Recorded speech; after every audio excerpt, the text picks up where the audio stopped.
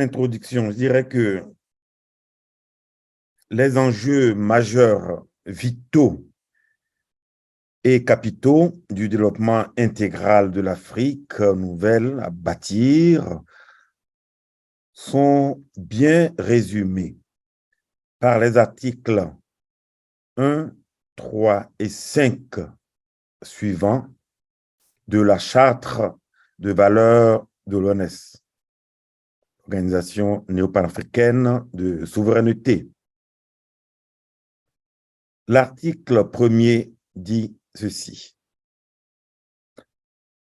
être les bâtisseurs de la nouvelle Afrique, celle qui doit retrouver et dépasser en éclat la civilisation négro-africaine de l'Égypte antique pour devenir le phare de l'humanité nouvelle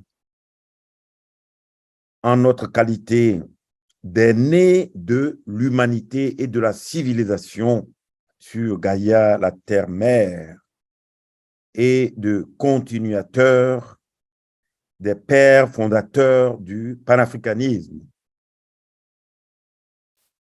L'article 3 dit ceci: être des combattants ingénieux et infatigables d'une Afrique nouvelle qui promeut l'amour, l'éthique, la justice, la bonne gouvernance, la prospérité partagée pour tous, la sécurité, la paix, l'humanisme, la souveraineté et l'harmonie comme baromètre de l'action politique axé sur la MAAT.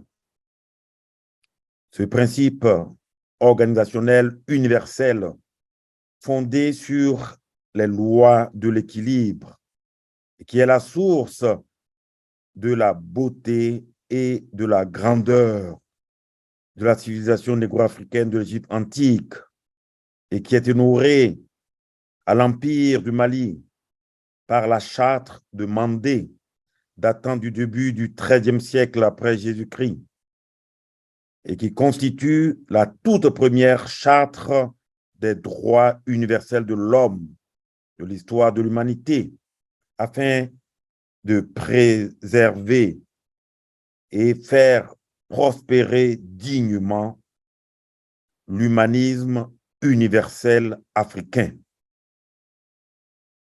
Et l'article 5 dit ceci: être les acteurs de notre souveraineté et de la transformation de l'Afrique en un pôle géopolitique et géoéconomique majeur, à la fois centre spirituel, culturel et technologique, avant-gardiste de l'humanité, en alignement parfait avec l'ordre divin de la Renaissance et de l'âge d'or de l'humanité.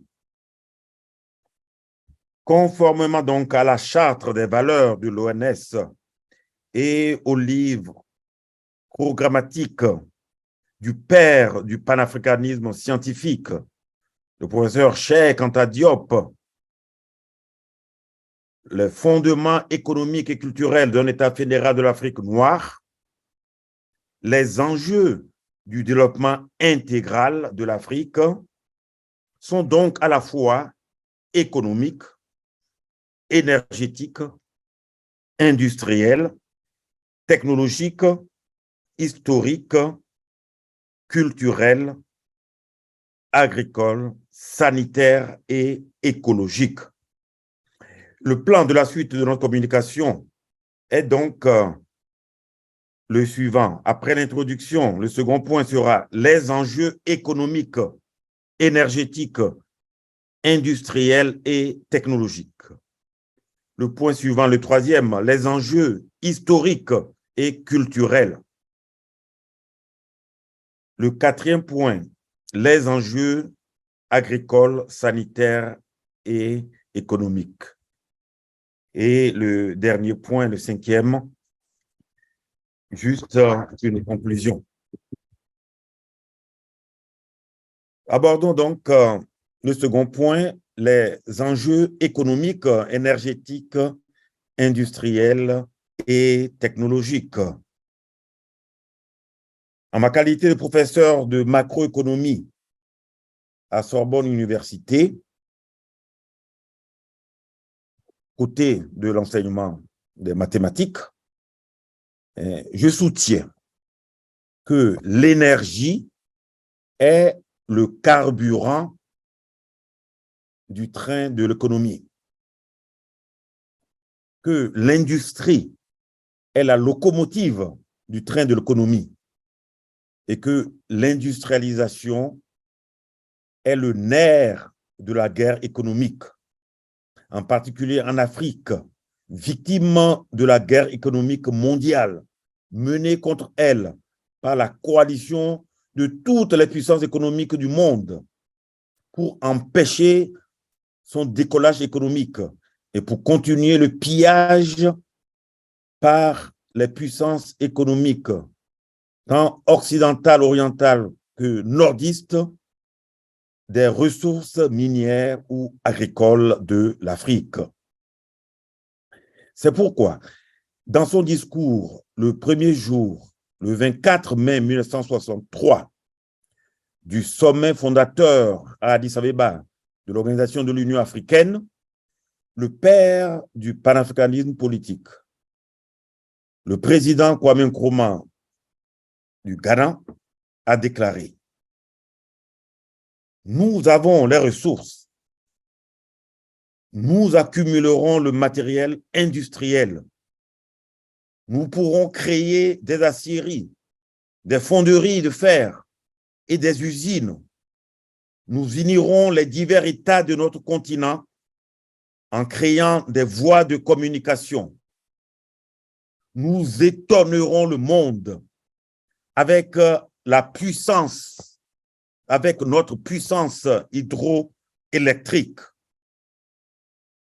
Il est du pouvoir de la science et de la technologie de faire fleurir le Sahara lui-même et de le transformer en un vaste champ cultivé, porteur d'une végétation verdoyante pour notre développement agricole et industriel.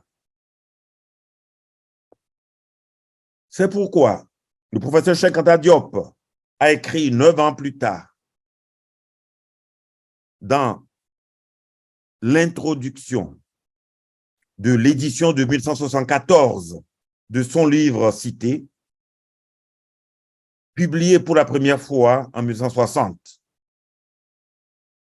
Un plan rationnel d'industrialisation consiste à équiper d'abord les immenses sources d'énergie dont la nature a doté l'Afrique et à rendre ainsi possible tout le processus de développement. Au commencement est l'énergie. Tout le reste en découle.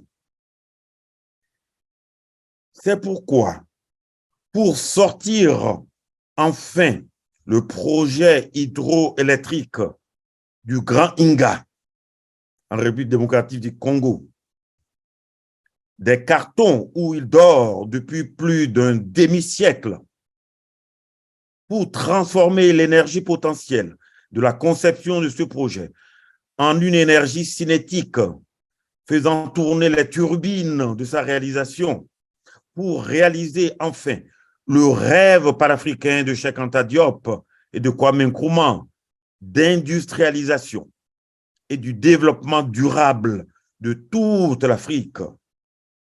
Pour faire du réseau panafricain de distribution de l'électricité produite par le barrage du Grand Inga la première matérialisation du panafricanisme et de l'unité africaine.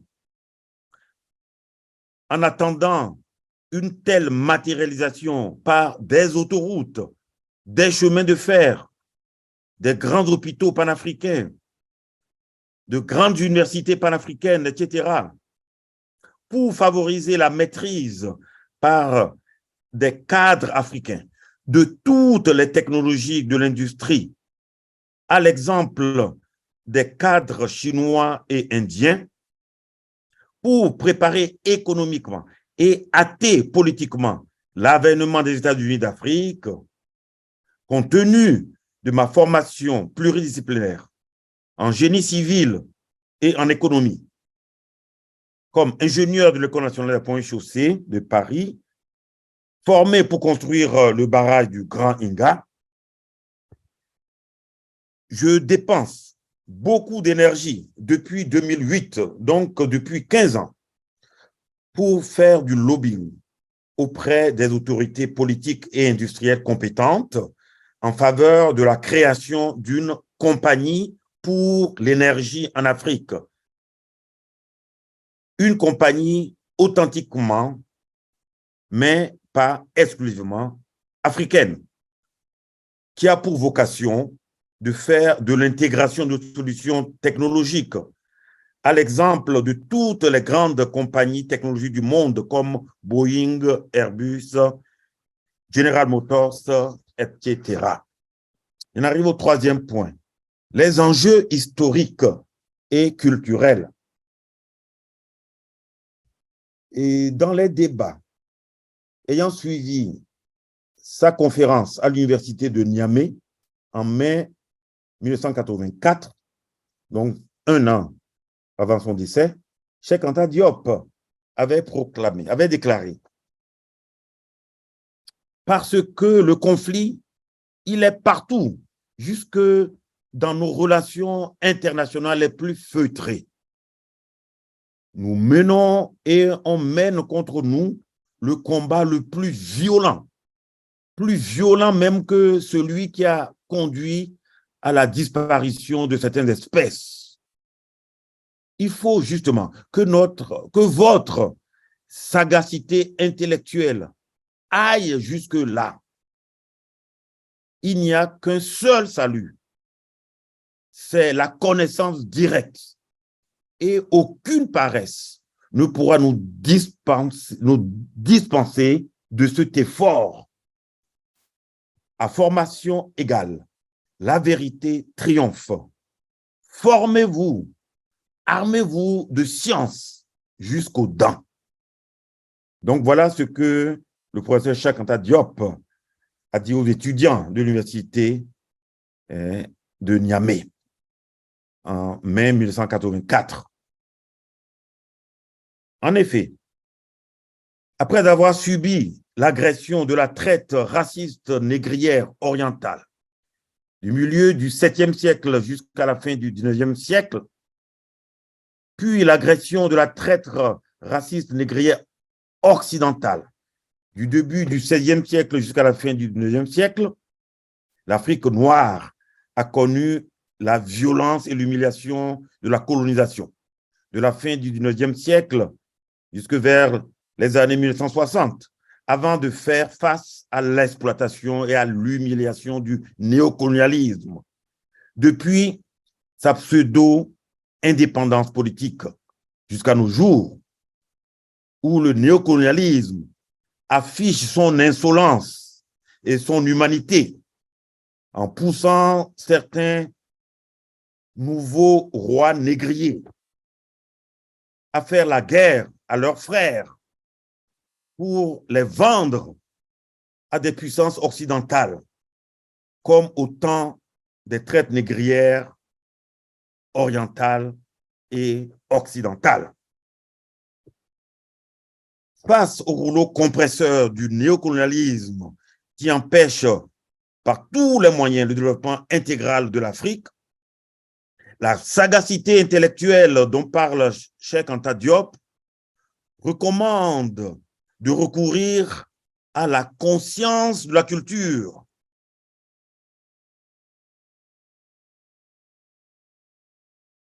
à la conscience de l'histoire et de la culture de l'Afrique noire pour entretenir un mental de fer et pour transformer en énergie cinétique, c'est-à-dire en mouvement, l'énergie potentielle, c'est-à-dire dormante, du génie scientifique et technologique qui sommeille en les Africains. En effet, conformément au proverbe africain qui dit que si tu ne sais pas où tu vas, sache d'où tu viens. C'est la connaissance et la conscience de l'histoire de l'Afrique, attisée par le premier article de la Charte des valeurs de l'ONS, qui nous rappelle en permanence que l'Afrique est non seulement le berceau de l'humanité, mais aussi et surtout le berceau de la civilisation moderne, qui a brillé de ses premiers éclats grâce à la beauté et à la grandeur de la civilisation authentiquement africaine de l'Égypte ancienne, rappelée par l'article 3 de la Charte de valeurs de l'ONS. Le plus bel éloge de cette beauté et de cette grandeur est rapporté par le livre d'Ézéchiel, chapitre 31, versets 1 à 9 dans la Bible, où l'auteur attribue cet éloge à Dieu lui-même. Comme le temps nous manque pour vous lire cet éloge extraordinaire et très mal connu, je vous invite à ne pas vous coucher, même s'il fait tard, ne pas vous coucher ce soir sans lire cet éloge, soit en ligne, soit dans votre Bible. Je répète la référence. Ézéchiel 31, 1 à 9. Quant à la culture, l'importance capitale de sa conscience pour le développement intégral de l'Afrique est soulignée par la définition suivante de la culture, donnée par le professeur Cheikh Anta Diop et qui doit rester gravée en lettres d'or dans votre conscience. Je cite le professeur Cheikh Anta Diop. La culture est le principe fondamental dans la vie des nations, principe qui réveille la conscience de l'homme, fortifie son esprit, élève ses conceptions morales, améliore son intelligence et ouvre des possibilités immenses dans la production matérielle, intellectuelle et spirituelle. Il en arrive au 4e point, les enjeux agricoles, sanitaires et écologiques. Quelle que soit la richesse ou la pauvreté nutritionnelle de ces terres, le plus grand défi universel auquel est confrontée l'agriculture en Afrique est la modernisation de sa production par la mécanisation et la modernisation de la commercialisation de sa production, sachant que ces deux modernisations supposent des ressources énergétiques adéquates et le développement de l'industrie agroalimentaire légère ou lourde. La solution proposée par le programme d'action du parti politique togolais que je préside pour relever ce défi universel de l'agriculture africaine est ce que nous appelons la réforme révolutionnaire des entreprises agricoles et non des coopératives agricoles du genre des kolkhozes, les fameuses coopératives agricoles soviétiques dont la faillite est bien connue.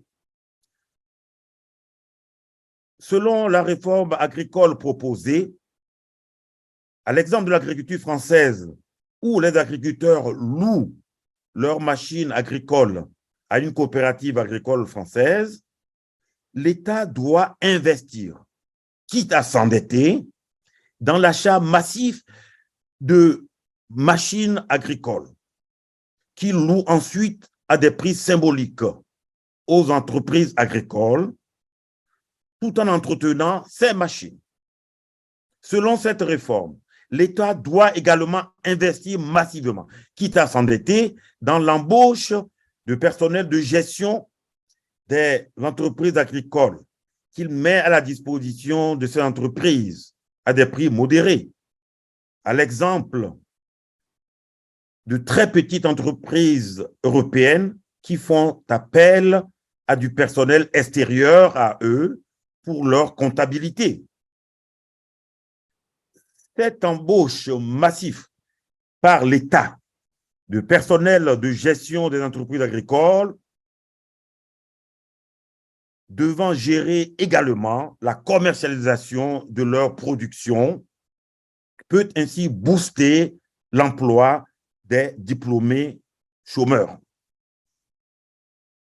Le défi universel sanitaire que doivent relever surtout les pays de l'Afrique noire est la construction et l'entretien d'hôpitaux et de centres de santé bien équipés, avec du personnel qualifié. L'établissement d'une sécurité sociale se rapprochant de l'exemple français, ainsi que la promotion d'une industrie pharmaceutique spécialisée en médicaments génériques, comme en Inde, ce qui suppose également des ressources énergétiques adéquates. Le défi universel écologique que doivent relever les villes africaines est une meilleure planification de la croissance des villes, une meilleure gestion des voiries des villes, en particulier de leur adduction d'eau, de leur espace vert, de leurs points d'eau ou fontaines, de leurs toilettes publiques. Le défi écologique majeur auquel sont confrontées les campagnes africaines sont un meilleur respect de l'interdiction des feux de brousse, une meilleure utilisation des engrais naturels et traditionnels et des techniques traditionnelles de jachère. Le défi écologique très grave devant être relevé par les industries extractives en Afrique avec des exigences beaucoup plus grandes de l'État est l'élimination des nuisances sanitaires causées par certaines industries extractives et le réaménagement des sites abîmés par certaines industries extractives, notamment par l'industrie pétrolière et l'industrie nucléaire. Juste un mot en guise de conclusion. Puissions-nous tout faire pour que, quand l'Afrique se réveillera, que le monde entier s'émerveille avec Dieu lui-même, comme Dieu lui-même s'est émerveillé devant la beauté de la civilisation authentiquement africaine de l'Égypte ancienne. Je vous remercie pour toute votre attention.